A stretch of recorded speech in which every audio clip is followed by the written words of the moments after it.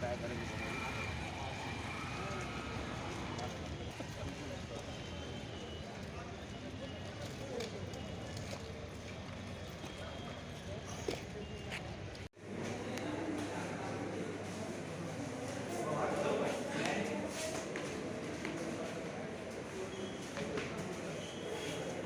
त्यांना अवधी दिला पाहिजे की नवीन कार्ड सादर करण्यासाठी अवधी दिला जात नाही, डायरेक्ट त्यांचं बंद केलं जातं.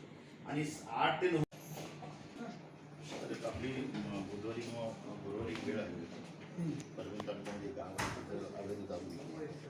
इथल्या महिला आपल्या मार्फत पाथरी तहसील कार्यालय आणि तेथील तहसीलदार हे दिव्यांगाच्या संजय गांधी निराधार योजना जेवढ्या योजना आहेत याबाबत अत्यंत उदासीन आहेत.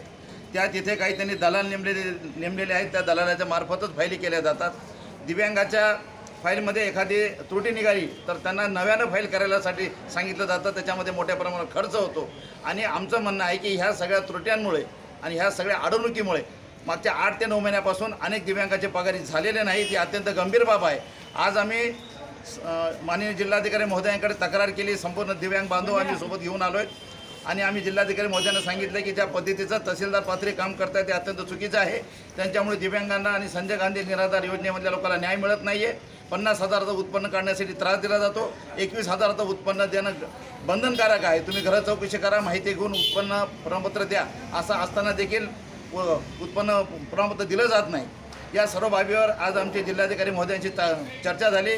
माननीय जिल्हाधिकारी महोदयांनी 18 तारखेला म्हणजे 18 ऑगस्ट रोजी पाथरी येथे तहसीलदारसोबत बैठक लावलेली आहे. त्या बैठकीला आम्ही सर्व निराधार जाणार आहोत. जर आमचं समाधान त्या बैठकीत नाही झालं तर तहसीलदार पाथरी यांना कार्यालयात बसू दिलं जाणार नाही, त्यांच्या कार्यालयाला कुलूप ठोकलं.